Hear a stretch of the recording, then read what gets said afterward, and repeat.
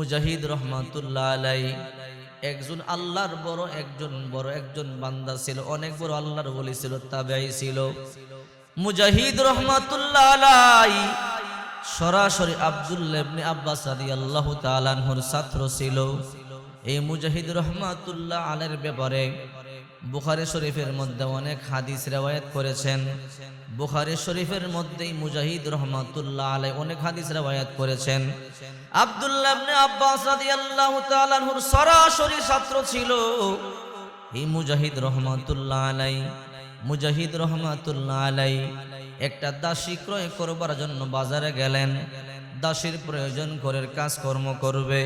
মুজাহিদ রহমাতুল্লাহ আলাইহি দাসী ক্রয় করবার জন্য বাজারে গেলেন। পুরা বাজার তন্ন তন্ন করিয়ে তালাশ করলেন, কোনো দাসী পাওয়া গেল না। মনটা খারাপ। মুজাহিদ রহমাতুল্লাহ আলাইহি চিন্তা করে, কিরে পুরা বাজার তন্ন তন্ন করিয়ে তালাশ করলাম, বাজারের মধ্যে কোনো দাসী পাইলাম না। ওই জমানার মধ্যে মানুষ বাজারে বিক্রি হইতো, আমাদের বর্তমান জমানার মধ্যে নাই। ওই বাজারে ওই সময় বাজারের মধ্যে দাসী বিক্রি হইতো। আল্লাহর বান্দা মুজাহিদ রহমাতুল্লাহ আলাইহি দাসী ক্রয় করবার জন্য বাজারে গেল। পুরা বাজার তন্ন তন্ন করিয়া তালাশ করলো, কিন্তু কোনো দাসী পাওয়া গেল না। মন খারাপ করে চলে আসবেন। হঠাৎ করে একজন বলে, মুজাহিদ তুমি দাসী ক্রয় করবার জন্য আসছো কিনা? বলো হ্যাঁ। আরে মুজাহিদ, বাজারে যত দাসী ছিল সব বিক্রি হয়ে গেছে, একটা দাসী আছে, তুমি তারে কিনবা কিনা বলো। ওই দাসী তেমন কাজ করতে পারে না, ওই দাসী বড় পাতলা, বড় শুকনা, জীর্ণ শীর্ণ দেহ, ওই দাসী বেশি কাজ করতে পারে না। যদি তোমার ওই দাসীটা কিনতে মনে চায়, বাজারের ওই কর্নারে যাও, একজন লোক দাসীটাকে নিয়ে বসে আছে। মুজাহিদ রহমাতুল্লাহ আলাইহি দৌড়াইয়া ওই পাশে চলে গেল। গিয়ে দেখে এক আল্লাহর বান্দা একটা দাসীকে নিয়ে বসে আছে। মুজাহিদ রহমাতুল্লাহ আলাইহি বলে, ও আল্লাহর বান্দা, তুমি কি দাসী বিক্রি করবা কিনা? বলে হ্যাঁ বিক্রি করব। বলে এই দাসীর দাম কত? বলে এই দাম। আমি এই দাম দিয়ে তোমার দাসীটা কিনবো। যে দাসী বিক্রি করে সে বলে, মুজাহিদ তুমি তো দাসী কিনবা, কিন্তু দাসী কিন্তু বেশি কাজ করতে পারে না, দাসী কিন্তু বেশি কাজ করতে পারে না, দাসীর গায়ের মধ্যে বেশি কিন্তু শক্তি নাই। মুজাহিদ রহমাতুল্লাহ আলাইহি বলে, এরপরও আমি দাসীটা কিনবো, আমার দরকার, আমার ঘরে কাজকর্ম করবার জন্য একটা দাসী প্রয়োজন। এবার দাসী বলে, মুজাহিদ আমাকে তুমি কিনতে পারো, কিন্তু আমার দুইটা শর্ত তোমাকে মানতে হবে। যদি আমার দুইটা শর্ত তুমি পূরণ করতে পারো, রে মুজাহিদ, তাহলে তুমি আমাকে কিনবা, আমিও তোমার বাড়িতে যাব। আর যদি আমার দুইটা শর্ত পূরণ না করতে পারো, তুমি আমাকে কিনবা না, আর আমিও তোমার বাড়িতে যাওয়ার জন্য আগ্রহী না। আল্লাহু আকবার। দাসী বলে, তোমার দুইটা কি কথা? তোমার দুইটা কি কথা মারে বলো।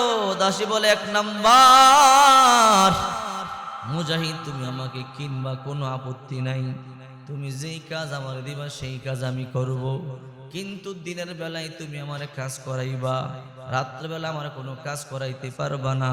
আমার এক নাম্বার কথা হলো, সারাদিন তুমি যত কাজ মনে চাও আমার দিয়ে করাও, কিন্তু রাত্রেবেলা কোনো কাজ আমার দিয়ে করাইতে পারবা না। আমার জন্য আলাদা একটা ঘর বানাইয়ে দিবা, ওই ঘরের মধ্যে আমি থাকবো, আমার মনে যা চায় তা আমি করব, কিন্তু রাত্রে আমার কোনো কাজ দিতে পারবা না। মাগরিবের পর থেকে ফজর পর্যন্ত আমি তোমার কোনো কাজ করব না, সারাদিন যত পারো কাজ আমার দিয়ে করাইয়া নাও। মুজাহিদ রহমাতুল্লাহ আলাইহি বলে, ঠিক আছে, আমি শুধুই তোমাকে দিনের বেলা কাজ করাবো, মাগরিবের পর থেকে ফজর পর্যন্ত তোমাকে দিয়ে আমি কোনো কাজ করাবো না, তোমাকে আমি ছাড়িয়ে দিব। দাসী বলে, আমার এক নম্বর শর্ত পূরণ করবেন কিনা বলেন। বলে হ্যাঁ, তোমার এক নম্বর শর্ত মানিয়ে নিলাম, এবার তোমার দুই নম্বর শর্ত কি বলো। মুজাহিদ রহমাতুল্লাহ আলাইহি বলেন, আমার দুই নম্বর শর্ত হলো, আমাকে 5 ওয়াক্ত নামাজের সময় দিতে হবে। যত কাজ আছে আপনি আমাকে দিয়ে করান, কিন্তু নামাজের সময় যখন হয়ে যাবে আমাকে আর কোনো কাজ দিতে পারবেন না। নামাজের সময় আপনি আমাকে সারিয়ে দিবেন, আমি নামাজ আদায় করব। মুজাহিদ রহমাতুল্লাহ আলাইহি বলে, দাসী তোমার দুইটা শর্তই আমি পূরণ করব। দাসী রে, আমি তোমার দুইটা শর্তই মানবো। এবার মুজাহিদ রহমাতুল্লাহ আলাইহি দাসী ক্রয় করলেন। দাসী ক্রয় করবার পরে দাসীকে বাড়িতে নিয়ে গেলেন। দাসী বহু কাজ করে, যে কাজ দেয় সব কাজই করে, কিন্তু যখন আজান হয়ে যায় দাসী নামাজের মধ্যে দাঁড়ায়া যায়। মুজাহিদ রহমাতুল্লাহ আলাইহি বলে, ঠিক আছে, এতে আমার কোনো বাধা নাই, আমার কোনো আপত্তি নাই। নামাজের সময় যখন হবে তুমি নামাজের মধ্যে দাঁড়াইয়া যাইবা। দাসী নামাজের সময় হইলে নামাজের মধ্যে দাঁড়াইয়া যায়, নামাজ আদায় করে, নামাজের জন্য কোনো বাধা নাই। আর রাত্রেবেলা দাসীর ওয়াদা, আমি যখন রাত্র হয়ে যাবে আমি আপনার কোনো কাজ করব না, রাত্রেবেলা আমাকে সারিয়া দিবেন, আমি আমার ঘরের মধ্যে আমি কিছু কাজ করব। মুজাহিদ রহমাতুল্লাহ আলাইহি বলে, ঠিক আছে যাও, তোমার এই কথাটা আমি পূরণ করব। ওই আল্লাহর বান্দি রাত্রেবেলা কোনো কাজ করে না, দরজা বন্ধ করিয়ে মাগরিবের পরে ঘরে ঢুকে, ফজরের পরে আবার ঘর থেকে বাহির হয়। প্রতিদিন মাগরিবের নামাজ পড়বার জন্য ঘরে ঢুকে আর বাহির হয় না, একেবারে ফজর পড়িয়ে ঘর থেকে বাহির হয়। এই ঘরের মধ্যে কি কাজ করে?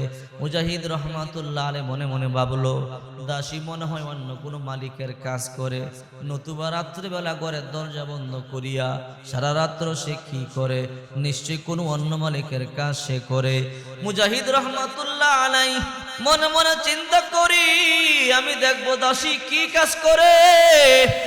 আল্লাহর বান্দা একদিন এশারের নামাজের পরে আল্লাহর বান্দা মনে মনে সিদ্ধান্ত নিল, আজকে শেষ রাত্রিতে আমি দেখব এই আল্লাহর বান্দি কি কাজ করে। তার কি কাজ? মাগরিবের পরেই দরজা বন্ধ করে দেয়, ফজর পর্যন্ত আর দরজা খোলে না। এই দাসীর কাজটা কি আমি দেখব।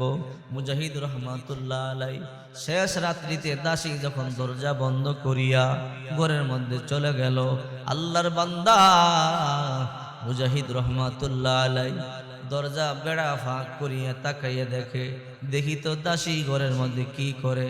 প্রতিদিন মাগরিব পড়িয়া ঢুকে, সারা রাত আর বের হয় না, একেবারে হজর নামাজ পড়িয়া বের হয়। আমি দেখবো তে ঘরের মধ্যে কি করে।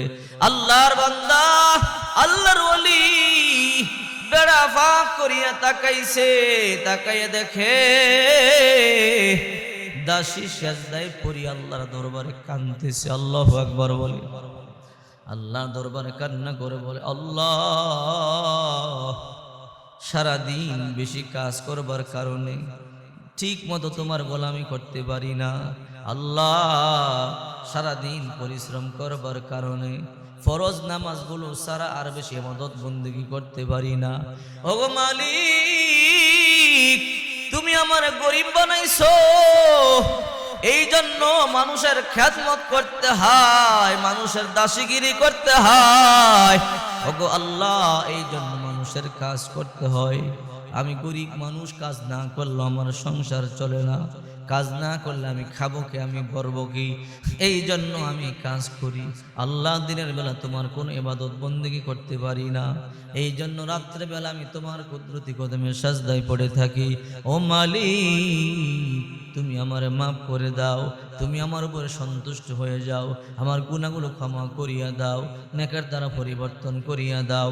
ওই আল্লাহর বান্দি সাজদায় পড়ে এই কথাগুলো বলতেছে, আর মুজাহিদ রহমাতুল্লাহি আলাইহি দেখতেছে, কিরে কেমন দাসী আমি কিনলাম, সারাদিন কঠিন পরিশ্রম করবার পরে রাত্রেবেলা সাজদায় পড়িয়া কান্নাকাটি করে। এবার দাসী যখন কান্নাকাটি শুরু করলো, মুজাহিদ রহমাতুল্লাহ আলাইহি দরজা খুলে ভিতরে ঢুকলো। ঢুকে বলে, দাসী আর কান্না করবা না। দাসী রে, মুজাহিদ রহমাতুল্লাহ আলাইহি দেখে দাসী দোয়া করতেছে, আল্লাহ, তুমি যে আমার উপরে সন্তুষ্ট, তুমি যে আমাকে ভালোবাসো, এই জন্য তুমি আমারে মাফ করিয়া দাও।